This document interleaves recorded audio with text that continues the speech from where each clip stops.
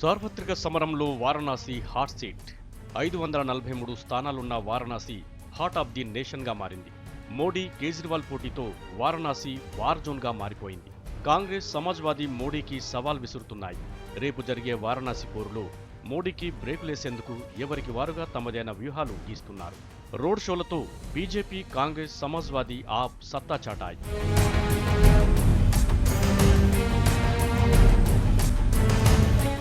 అన్ని పార్టీల కార్యకర్తలు, వాలంటీర్లు వారణాసిలో మోహరించాయి. ప్రధానంగా బీజేపీ ఆప్ సవాల్గా తీసుకున్నాయి.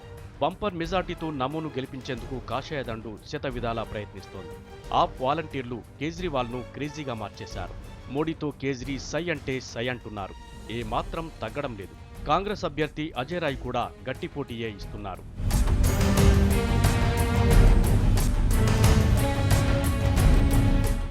వారణాసిలో ఈసీ కట్టుదిట్టమైన ఏర్పాట్లు చేసింది. ఎన్నికలు ప్రశాంతంగా జరిపించేందుకు 45,000 మంది సిబ్బందితో సెక్యూరిటీ టైట్ చేసింది. 1562 పోలింగ్ స్టేషన్లలో భద్రతను పెంచింది.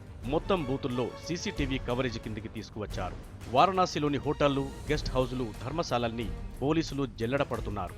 బయటి వాళ్లు కాశీలో ఉండకుండా అధికారులు చర్యలు తీసుకుంటున్నారు. వారణాసిలో బీజేపీ ప్రచార కార్యాలయంపై పోలీసులు రైడ్ చేశారు.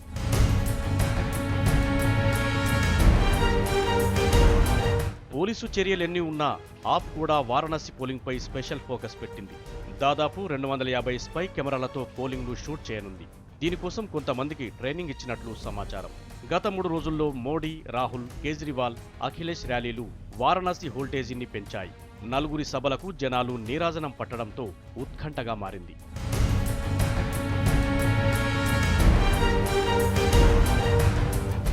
వారణాసి ఫైట్ ఇండియన్ ఎలక్షన్ ఎరాలోనే బిగ్గెస్ట్ ఫైట్గా మారిపోయింది.